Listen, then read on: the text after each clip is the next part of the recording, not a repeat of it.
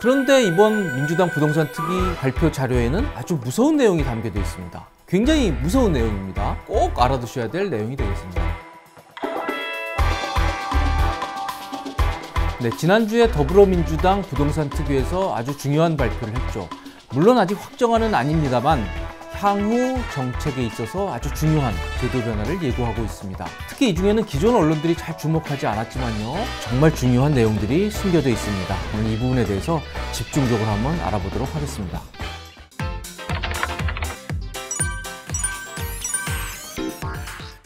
우선 양도세부터 얘기를 한번 해보겠습니다. 이번 발표에서 제가 보기에 가장 중요한 내용인데요. 두 가지입니다. 하나는 세금 부담을 좀 줄여주는 측면이고요. 또 하나는 좀 늘리는 요소입니다. 비과세 기준을 9억에서 12억 원으로 올리겠다는 겁니다. 굉장히 좋은 소식이죠. 지금 세법에서 고가주택은 9억으로 보죠. 그래서 9억을 넘는 부분에 대해서는요, 아무리 1세대 1주택이라 그래도 과세를 합니다. 물론 여기에 대해서 이제 장특공제를 적용해서 세금 부담을 좀 줄여주는 요소가 있지만요, 아무튼 9억을 넘는 부분에 대해서는 세금을 냅니다. 하지만 이 기준을 12억 원으로 올리겠다는 겁니다. 이게 고가주택 9억 원이 된 게 2008년입니다. 노무현 대통령 때니까요. 지금으로부터 13년 전입니다. 그런데 이 13년 동안 아파트 값은 2배, 3배가 됐습니다. 따라서 좀 비현실적이다.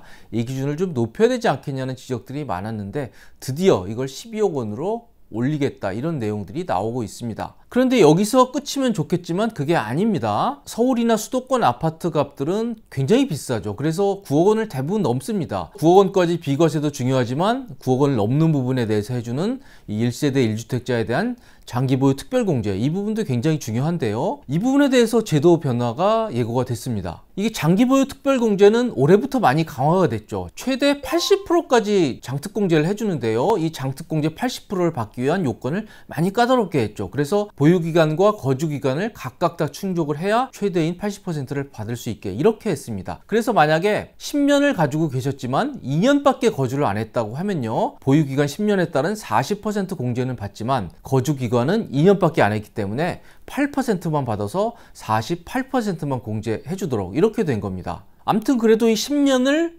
보유하고 또 10년을 거주하고 이렇게 악착같이 10년씩을 채우면 그래도 장특공제 80%는 받을 수 있었습니다. 그런데 이번 민주당 부동산 특위 발표 자료에는 아주 무서운 내용이 담겨져 있습니다. 네, 바로 저건데요. 양도 차익 규모별로 장특공제의 상한을 설정하겠다, 이런 내용이 되겠습니다. 구체적으로 내용을 읽어보면요, 거주 기간에 따라서 공제율이 올라가는 것은 건드리지 않겠다. 그런데 보유 기간에 따라서 공제율이 올라가는 것은 양도 차익에 따라서 일정한 상한을 두겠다, 이런 내용입니다. 더 구체적인 내용은 없는데요, 미뤄 짐작컨대 양도 차익이 아주 많이 큰 분들, 집값이 많이 오른 분들에 대해서는 일정한 상한을 두고 저 공제율을 다 적용하지 않겠다, 이런 내용으로 보입니다. 굉장히 무서운 내용입니다. 따라서 이런 내용이 만약 실제로 적용이 된다 그러면요, 집을 오래 가지고 계셨다 그래도 양도 차익이 큰 분들에 대해서는 지금까지 적용되는 이 장특공제 80%가 다 적용되지 않을 가능성이 크다, 이렇게 보시면 되겠습니다. 그러면서 민주당 부동산 특위는 저 장특공제 차등 적용의 이유를 상세하게 설명을 하고 있습니다. 한번 읽어보겠습니다. 집값 상승 급등에 따른 양도 차익의 형평과세, 똘똘한 한 채 수요 억제, 부동산 민심 등을 감안해서 부동산 장특공제에 대한 상한을 설정하겠다, 이렇게 나오고 있습니다. 한마디로 좀 과도한 양도 차익에 대해서는요, 1세대 1주택자라 그래도 지금보다 세금 부담을 더하게 하겠다, 그리고 구체적 요율은 정부와 협의하겠다, 이런 내용인데요. 물론 저 장특공제 80%에 대한 비판이 있었습니다. 세금 혜택이 과도한 거 아니냐, 이런 비판들은 있었습니다만 그래도 이 실수요자 1주택자들의 경우에 반발도 예상됩니다. 그리고 똘똘한 한 채 수요 억제, 이 부분에 대한 표현도 좀 논란의 소지가 있어 보입니다. 재산세는 거의 확정적으로 발표가 나왔습니다. 바로 재산세 감면 대상을 확대하는 건데요. 즉 공시지가 6억에서 9억 구간에서도 경감세율 0.05%포인트 인하를 적용하겠다, 이런 내용입니다. 주택에 관한 재산세율은 바로 저 표에 나오는 왼쪽 부분입니다. 그런데 작년 올해, 특히 올해 이 공시가격을 많이 올렸죠. 그래서 세부담이 늘어나니까 정부가 특례세율을 도입해서 올해 적용되는 재산세에 대해서는 저 오른쪽 표, 오른쪽 세율로 적용하겠다, 이렇게 발표를 했죠. 그런데 이게 6억 이하 1주택자만 적용이 됩니다. 그래서 재산세에 대한 부담이 많이 늘어나게 되자 이번에 민주당 부동산 특위에서 6억 이하가 아니라 9억 이하까지 저 오른쪽에 특례세율을 적용하겠다 이렇게 발표를 한 겁니다. 이건 거의 확실시 되고 있습니다. 저렇게 시뮬레이션을 한번 해봤는데요. 상도 더샵 1차 아파트를 예를 들어봤습니다. 저거는 공시가격이 9억이 안 돼서 종부세가 안 되는 아파트인데요. 지금 현행 제도로 재산세를 계산해보면 올해 218만 원 정도 재산세가 나오게 됩니다. 그런데 지금 발표된 이 특례세율을 적용을 하면요, 178만 원이 돼서 약 40만 원 정도 재산세가 주는 것으로 그렇게 나옵니다. 좋은 소식입니다. 종부세도 관심인데요. 당초보다 좀 완화하는 쪽으로 그렇게 가닥을 잡았습니다. 물론 구체적인 확정된 안은 발표가 되지 않았는데요. 현재 제도로 하면 전체 가구의 3.7% 올해 종부세 부과가 예상이 되는데요. 이거를 민주당은 2% 정도만 부과하는 것으로 좀 완화하겠다, 이런 내용을 발표를 했습니다. 그래서 이걸 3.7%에서 2%로 줄이기 위해서 어떻게 해야 될 것이냐, 여기에 대해서는 아직 확정되지 않았는데요. 아마도 공제 대상을 늘리는 쪽으로 종부세 부과 대상을 줄일 것으로 그렇게 예상이 됩니다. 정부 안을 보면요, 납부 유예 제도라든지 또는 10년 거주했을 때 10년 이상 장기 거주 공제를 신설해서 종부세 부담을 완화하자, 이런 방안을 내놨는데요. 아마 당과 정부가 협의해서 조만간 내용이 발표될 것으로 그렇게 보입니다. 또 중요한 내용이 바로 임대주택에 관한 제도 변화입니다. 이거는 임대주택 사업자라 그러면 반드시 알아두셔야 될 부분들이 담겨져 있습니다. 자, 우선 임대주택과 관련해서는 지난해 7.10 대책에서 아주 큰 제도 변화가 있었죠. 그때부터 작년 7.10 대책 이후에는 이 아파트에 대해서는 아예 임대주택 등록을 받아주지 않습니다.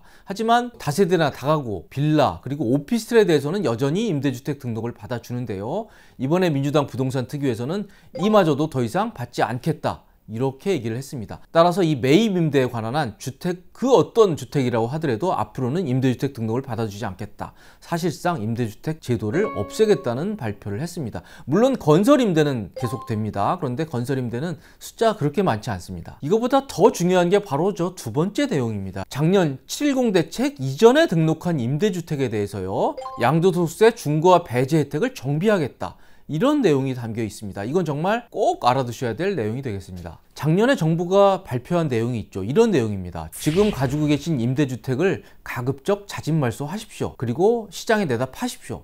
그 대신에 자진 말소하는 대신에 우리가 과태료도 받지 않고 자진 말소하고 1년 이내에 팔면 양도세 중과도 하지 않겠습니다. 일반 세율로 과세할 테니까 임대주택을 가급적 자진 말소하고 시장에 파십시오, 이렇게 권했습니다. 그런데 여기에 정말 바보 같은 요건이 하나 담겨 있었죠. 저희 이 채널에서 여러 번 여기에 대해서 말씀을 드렸습니다. 무슨 내용이 담겨 있냐면요, 임대주택을 내다고 팔라고 하면서도 또 임대주택 에 관한 의무 임대 기간의 절반은 채워라, 이런 정말 바보 같은 규정이 담겨 있었습니다. 그런데 바로 이걸 없애겠다고 이번에 발표를 한 겁니다. 저희가 정리를 한번 해보겠습니다. 우선 현행 임대주택은요, 자동 말소할 경우가 있습니다. 즉 의무 임대 기간이 끝나면 임대주택은 자동 말소되는데요. 이 경우에는 그 주택을 파는 데 있어서 아무 때나 팔아도 양도세 중과는 하지 않습니다. 그리고 좀 전에 말씀드린 이 자진 말소의 경우에는요, 의무 임대 기간의 절반을 채우고 임대주택을 자진 말소한 뒤 1년 이내에 팔면 양도세 중과를 하지 않는데요. 이거를 이번에 이렇게 바꾸기로 했습니다. 우선 자동 말소의 경우에는요, 의무 임대 기간을 충족하고 팔았을 때, 지금까지는 아무 때나 팔아도 양도세 중과를 하지 않았는데요, 이제는 안 된다. 6개월 이내에 팔아야 양도세 중과를 배제해 주겠다, 이렇게 발표를 한 겁니다. 이게 실제로 법에 규정이 되면요, 임대주택 사업자들은 상당히 곤란을 겪을 가능성이 큽니다. 왜요? 6개월 이내에 안 팔면 이 양도세를 중과하는데요, 지금 임대주택이라는 게 아파트보다는 다세대나 다가구 빌라가 많습니다. 한마디로 6개월 이내에 팔기가 쉽지가 않습니다. 따라서 이 제도가 실제로 현실화되면요, 반발도 클 것으로 예상이 됩니다. 그리고 자진 말소의 경우에는요, 다행히 의무임대 기간의 절반을 채워라, 이런 바보 같은 규정은 없애는 대신에요, 이것도 1년 이내에 파는 게 아니라 6개월 이내에 팔아야 양도세 중과를 배제하겠다, 이렇게 바뀔 것으로 예상이 됩니다. 이것 역시요, 잘 팔리지 않는 집 같은 경우에는 매각에 상당히 어려움을 겪을 가능성이 큽니다. 그리고 자진 말소는 더 큰 문제가 있죠. 바로 자진 말소를 하기 위해서는요, 세입자 동의를 받아야 됩니다. 세입자한테 임대주택 말소하겠다는 동의를 받아야 되는데요, 이게 쉽지가 않습니다. 세입자 같은 경우에 동의를 안 해주죠. 저라도 사실 안 해줄 것 같습니다. 그래서 이 자진 말소를 하기 위해서는요, 또는 집을 팔기 위해서 세입자들한테 이사비를 줘야 되는 현실인데요, 이게 뭐 수백만 원, 수천만 원, 오늘 아침 조간신문 보니까 1억 원을 줬다는 기사까지 나오더라고요. 이 적지 않은 이사비 명목에 돈이 오가야 되는데, 이런 돈을 주고 자진 말소하기도 쉽지 않고, 또 자진 말소한다 그래도